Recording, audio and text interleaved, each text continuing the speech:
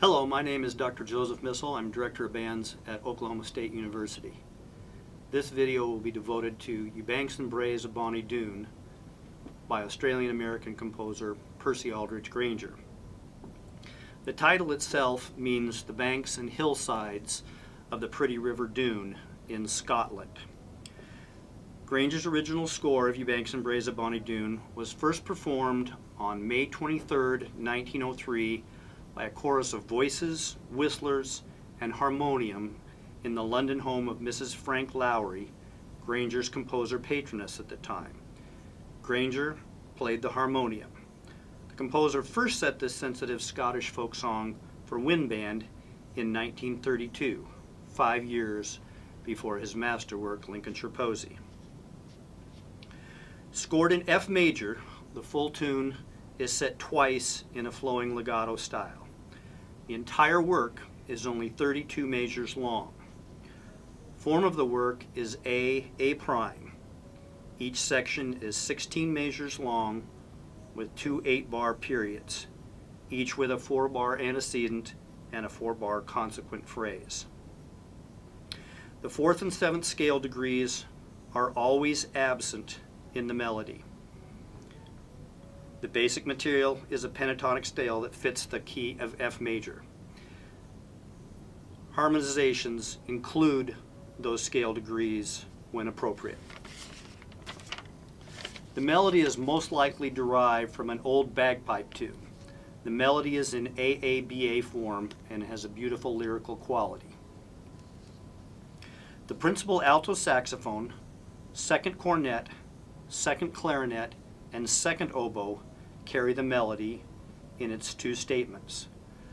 The conductor must take great care to see that this melody is always enhanced and never dominated. Counter melody appears in the English horn, clarinet 3, alto saxophone 2, cornet 3, and horn 1.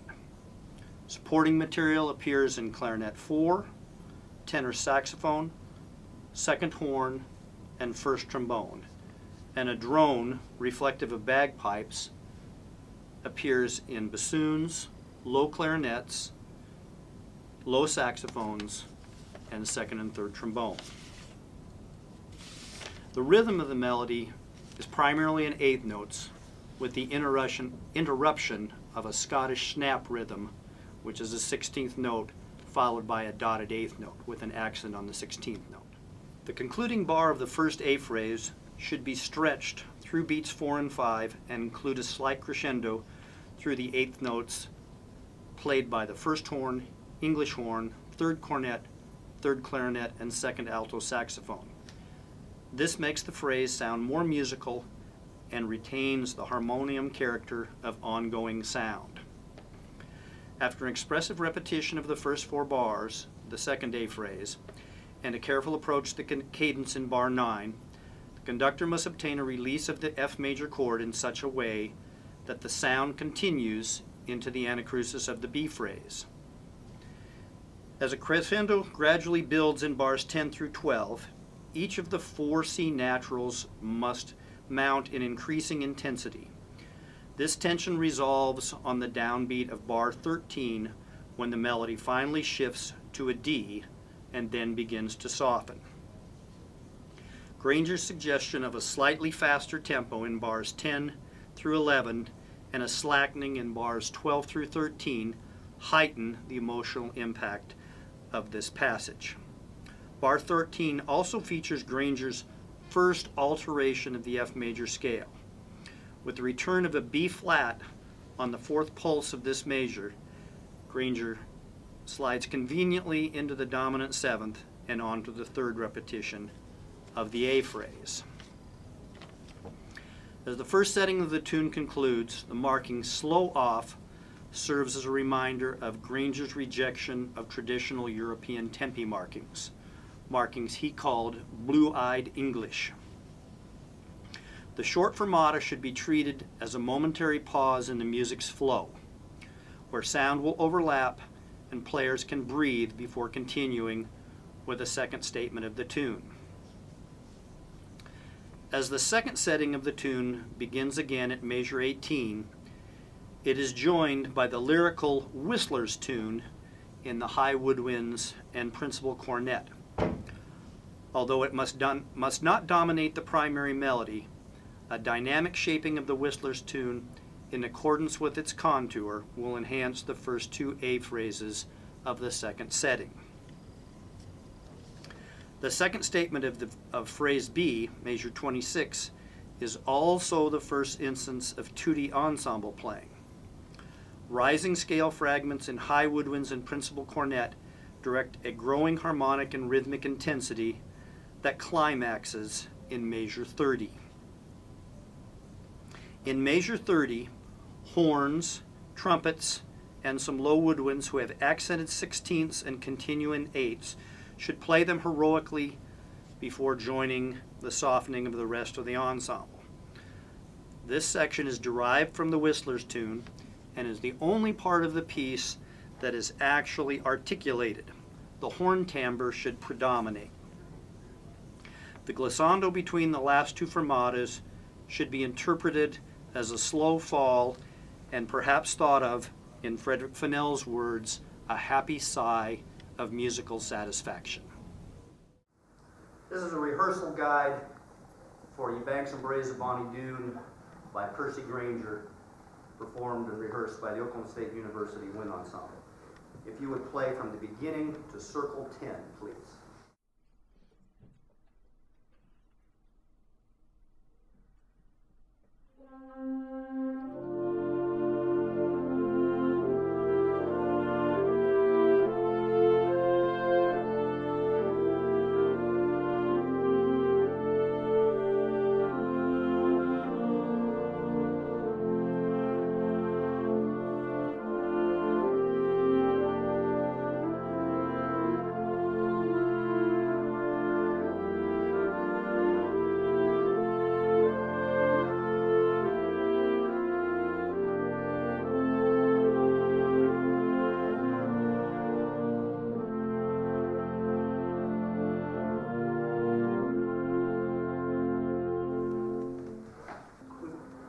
The melody should be shaped as follows, with the C on the second pulse of the second measure being the climax, and the A on the downbeat of the third complete measure being the subclimax. The Scottish snap, the 16th note followed by a dotted 8th note, should be emphasized and brought out of the texture. Could I just have the melody instruments, please?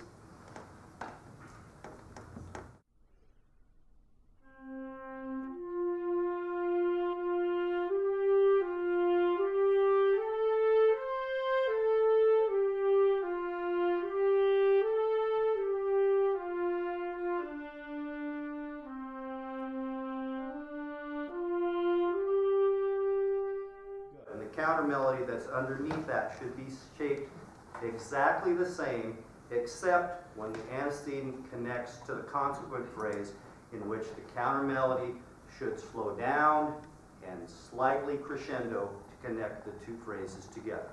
Counter melody and the melody together, please. Counter melody and the melody.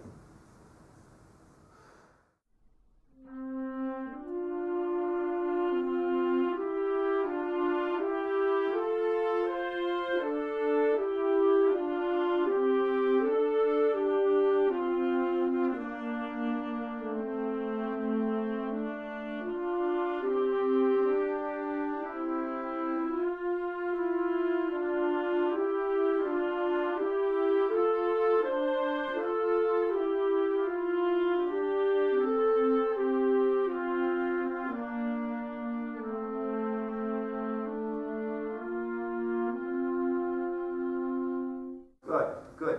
Everything beneath that we'll call supporting material. The long sustained notes we'll call drones. Ye Banks and Braes being a Scottish folk song, perhaps the drones are relevant to bagpipe. These voices should not get in the way of the melody and the counter melody, should support them. The supporting material should go in the same direction as the counter melody and the melody. Full group, please, to circle 10.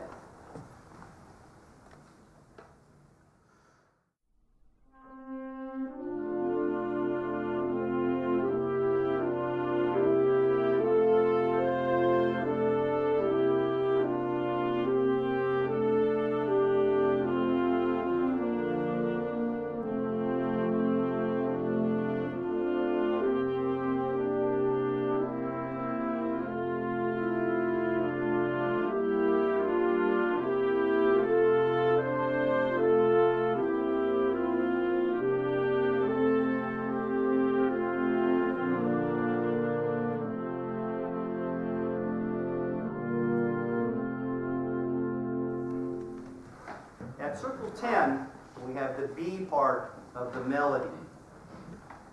As the melody proceeds through the first 4 bars, we have lots of repeated C's.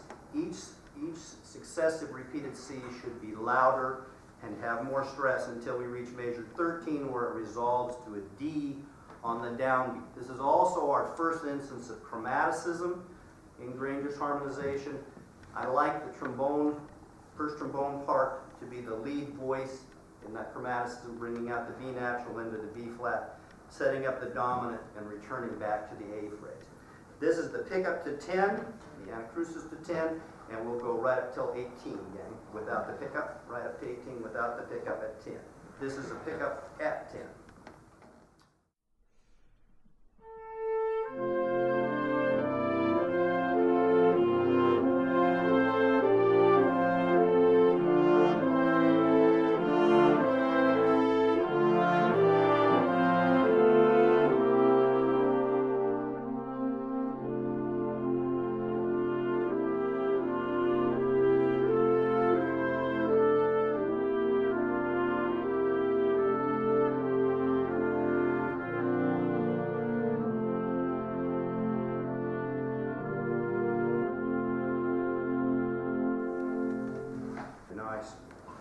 At 18, we have the introduction of the Whistler's tune. That previous measure, Grainger has marked a short fermata. We'll just extend time slightly and then set the anacrusis in motion into 18. Could we go, gang? Before we do that, let's do 18 and introduce the Whistler's tune. If you try to whistle this tune, you run out of air like I do when I whistle it. So we're going to shape it the same way. So we'll diminuendo as we head into the dotted quarter note. So the upper woodwinds, please, and the first cornet at 18.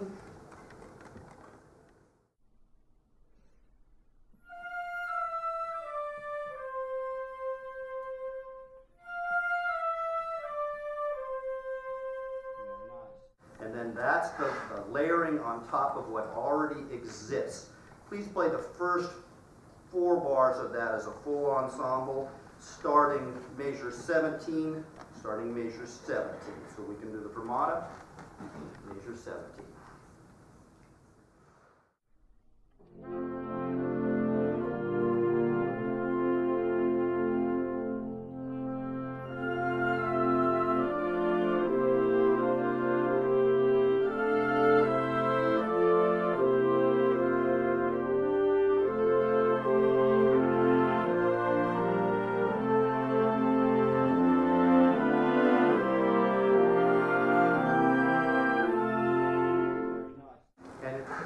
We stopped measure 21. We want to pull back on beats 5 and 6 in the Whistler's tune. We once again have chromaticism, also to be led by the first trombone in measure 21, and then we'll resolve into 22, where we have a climax on the high C on the second pulse. There are many ways to interpret the following 3 measures. The way I like to do it is to have the saxophone, the first and second saxophone voices, echo what the high woodwinds have created in measure 22. The saxophones echo it in measure 23. Full ensemble, please, from 18 to 26.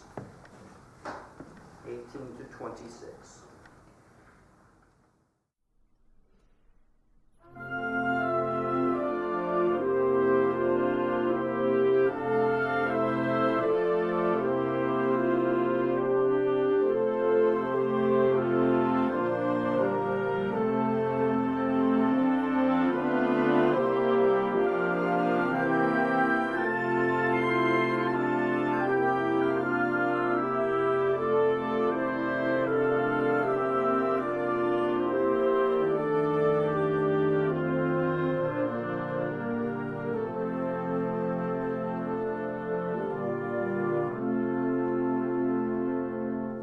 Finally, we reach measure 26, where we have our full tutti ensemble.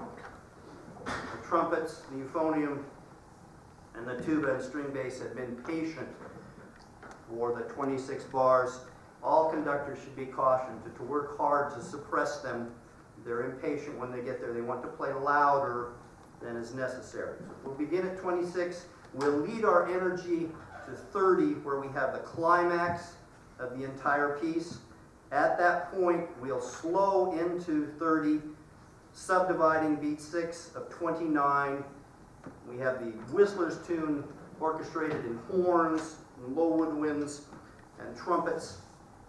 We want the horn timbre to be the dominant timbre, and we want this to be above and out in front of the rest of the texture. Everybody, 26, please.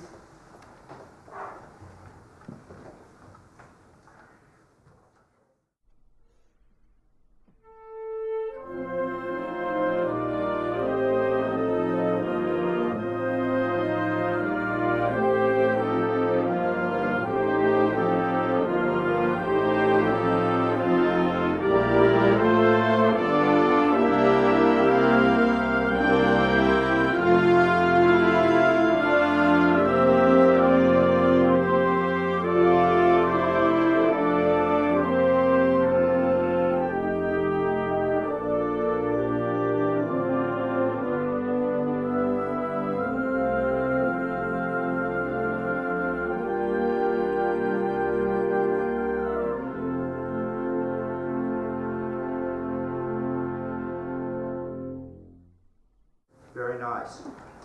When we reach that climax at 30, the horns state that theme so heroically. In the second statement of it in 31, it will taper, and we want to stretch beat 6 as we come into Grainger's slow-off lots in the penultimate bar. The very last measure, the glissando, should be treated with fingers. The first horn note should be the dominant timbre to sail above everything else. And as Frederick Fennell says, the glissando should be treated like a happy sigh of satisfaction. Could we do 26 to the end one more time, please?